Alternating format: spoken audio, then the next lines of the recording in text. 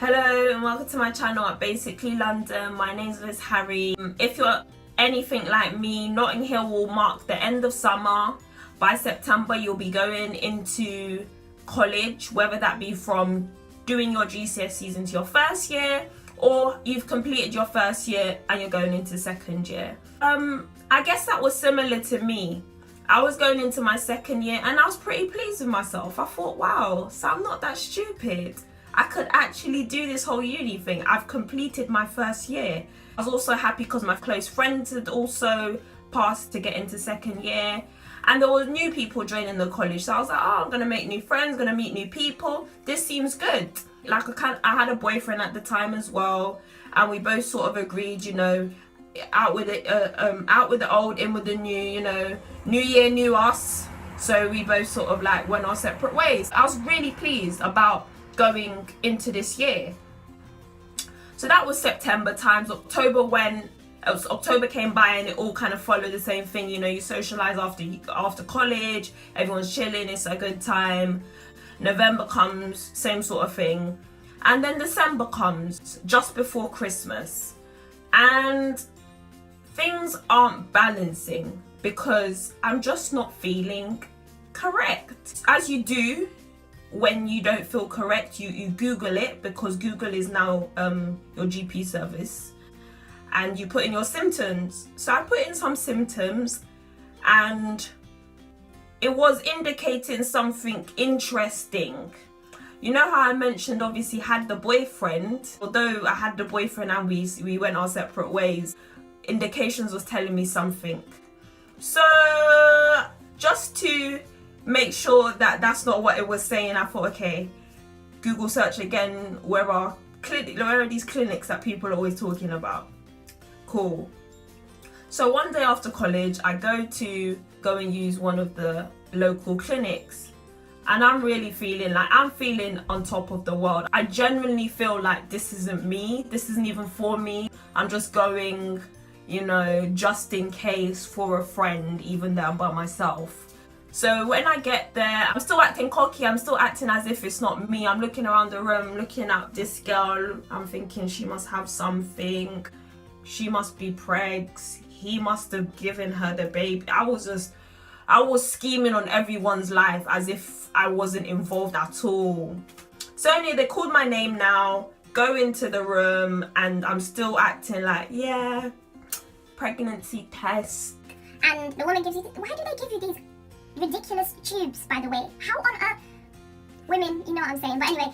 So they give you this little tube thing, little pot to twist and turn and urinate in. So I come back in, hand it to the lady, and the lady does her test. She puts a little piece of paper inside and she brings it out. Oh, by the way, that silence was to show how I felt as soon as she told me the results.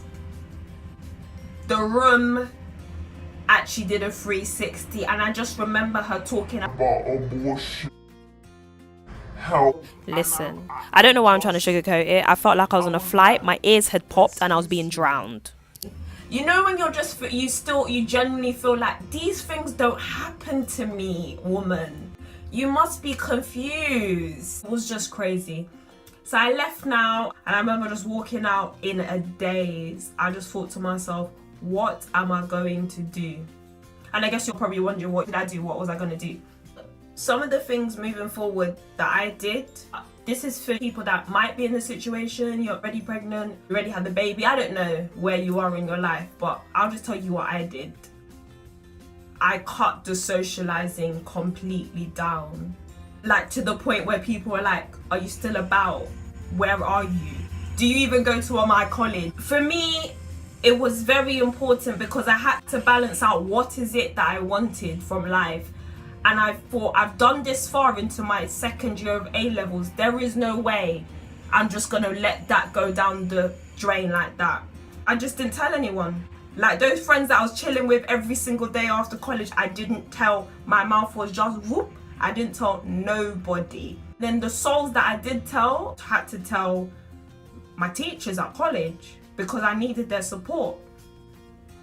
So I told them, and I'm not gonna lie to you, some of them, not all of them are rosy, like, oh yeah, what, 17 and pregnant, come this way. No, you just have to set the tone, you tell them what you want, and in a way, beggars can't be choosers. You need their support, and hopefully if you get someone that wants to support you, that's what you want. You know the goal, you know where you want to go, you know you can see the vision, and it's not going to be easy.